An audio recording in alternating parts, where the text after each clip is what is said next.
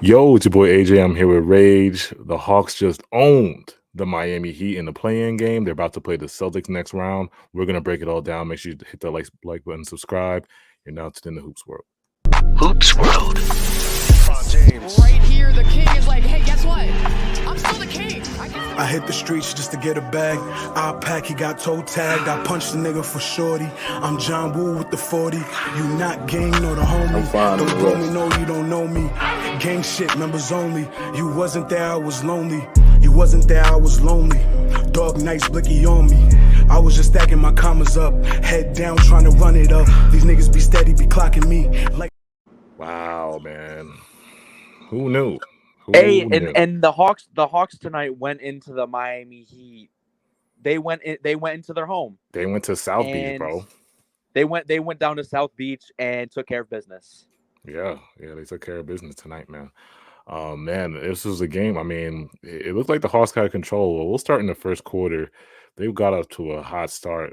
The ball movement early on, and I remember I think I tweeted this out. Trae Young's playmaking ability is so good, man. He's such a great passer, man, and he was getting his guys involved. They were pushing the pace. They sped up the pace today. It was like they kind of played a little faster, but he was getting everybody offensively involved. I think he had 6 assists in that first quarter, and he was scoring. And Trae Young was scoring in that first quarter.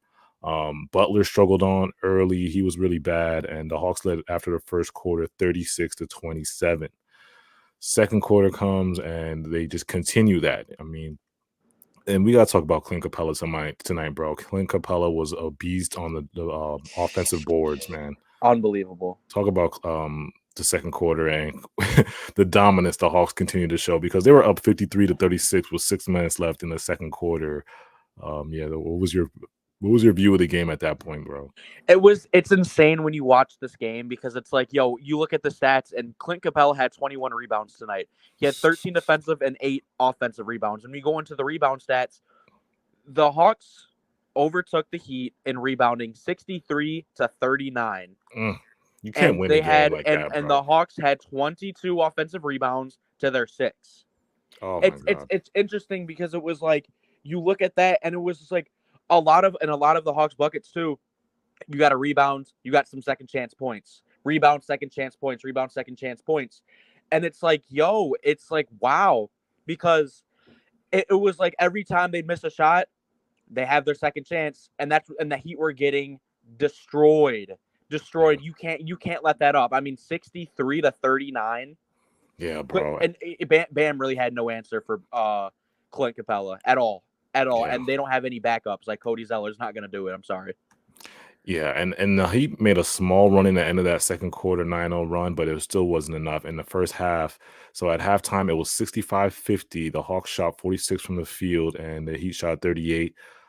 Again, they were getting killed on the offensive rebounds. 18 assists for the Hawks in that first half, and 35 bench points. The bench was so good. Bogdanovich was so good tonight. Sadiq Bey, those guys really chipped in on the bench, man, and it was unbelievable to watch. The Hawks offense was clicking. Then we get to the third quarter, and all the Miami Heat fans are like, whoa, we might have a chance. Tyler Hero in this third quarter, man. How many points he had again in this third? He had 11 third quarter points. 11 points in the third quarter. He was cooking. He was getting his threes off. He was getting to the midi. And the Heat made a big run. They cut the lead down. They cut it pretty close. But the Hawks finished that third quarter with a flourish. They led 13 heading into the fourth. It was like the Heat cut it down to like maybe single digits, and then the Hawks went on a quick flurry at the end of the third quarter. Like a Trae Young pass. I think it was a dunk by Jalen Johnson. It was a quick. It's crazy how quick the Hawks can really get on the run, because they're a really fast-paced team, bro. And then going into this fourth, it was kind of a back and forth battle. We've seen the emergence of who would have thought Kyle Lowry, bro. Toronto Raptors Lowry in the fourth quarter. I mean, unbelievable. We haven't seen like a performance from him out of that. Like, we haven't seen that at all this year. Yeah. It's crazy too, because he was a huge reason. Kyle Lowry came off the bench tonight also. Oh, wow. He was a huge reason for why the Heat were like able to come back and stuff. And really, like, he was he was one of the only people actually providing offense for the Heat, because it's interesting how they run stuff where they just kind of like just hand it off to someone and let them Yeah. cook. Their Yeah. offense really isn't there at all. Like Yeah. it's really not, and like nothing's really like going on much. And When for Kyle Lowry, bro, it's like and I texted this. He's been really bad like this year, but it's in the playoffs is where it all matters. That's the crunch time, winning time. The big time. You're supposed to step up, and he did step up. I mean, who would have thought he would? What was his stats tonight? 33. I know his efficiency was great. His efficiency was. yeah, Kyle Lowry shot 11 of 16, 6 for 9 from 3, Woo. 5 assists, 4 rebounds. Yeah. So even with Kyle Lowry on fire, the Heat's offense just couldn't. I think they just dug themselves too much into a hole. Jimmy Butler wasn't really good tonight. Bam kind of disappeared in the second half.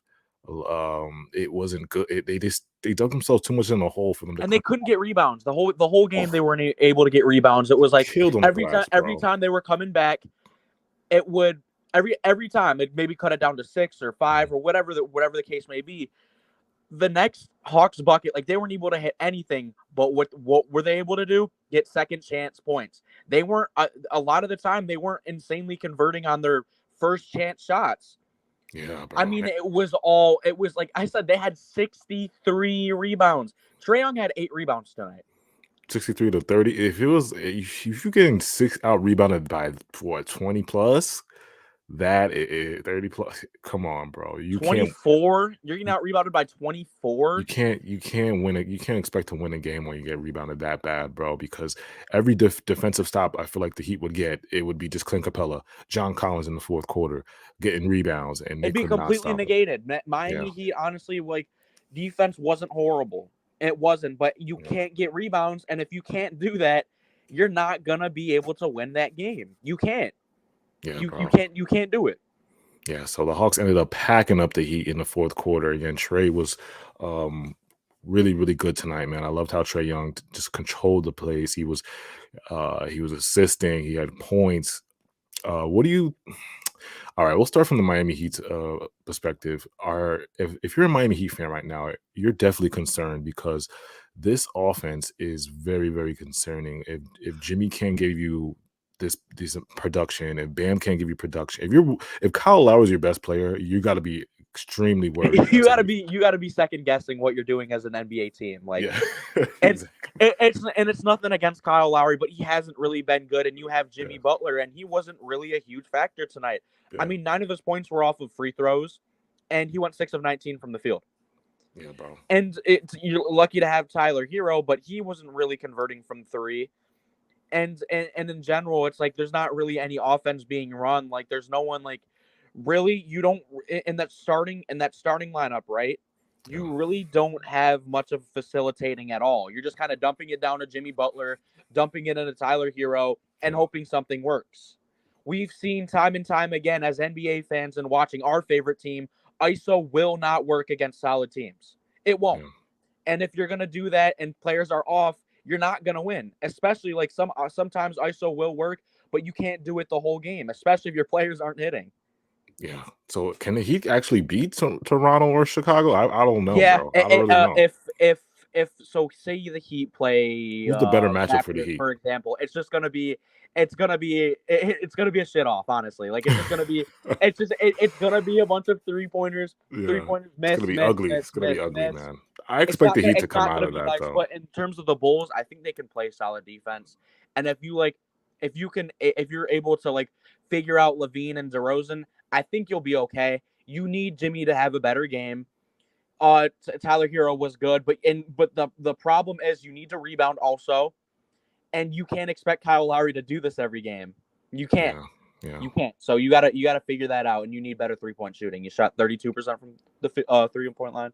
They got to get a better offensive system, bro. Their offense they got to figure something out quick. And you got to get your rebounds. If you get stops, you need to get rebounds. Okay, if you get out rebounded, that's one thing. But if you get out rebounded by 24 and they have 63, you got to figure out what's going on there. Like you really got to go to the drawing board and look at some film because wow, that's embarrassing. Now, coming from the Hawks perspective, you should be as a Hawks fan, you should be on cloud 9. You made it to the playoffs. You're about to face a juggernaut in Boston, though. But we've seen Trae have some type. We've seen him in the playoffs before have the upsets. We've seen the upsets he's capable of, bro. He's gone against juggernauts that we thought Trae should get swept or the Hawks should get swept, but they've managed to pull teams to 6 or 7 games sometimes that they shouldn't be. So, as a Hawks fan, how are you feeling going forward, bro? Well, very glad that you're able to get the win, obviously, as a Hawks Mm, fan, right? I mean, you look at the rebound battle and you're like, wow. Also at that point, but you got to go into the series hoping that you can get solid performances out of Trae Young and DeJounte Murray. If they're both clicking, it's really good. But it also, like, in terms of like the negative standpoint, you got to hit more of your threes. You gotta hope DeAndre Hunter is more of an impact. He wasn't really out there much tonight. City Bay was good. Bogdanovich was eh. They shot 24.4% from three. All right. They shot 10 of 41. You got to figure out how to figure that out. And you got to keep the ball moving. Right. yeah, And if you're able to consistently rebound and just like try and get some stops, you'll be okay. You just need to convert on the offensive end. You got to hope Trae Young is on his thing. You got to hope DeJounte yeah. is also there as And well. it's You gotta back, yeah. you You got you need gotta production. have You those need two big clicking. production. Like they gotta match Jalen Brown and Jason Tatum scoring.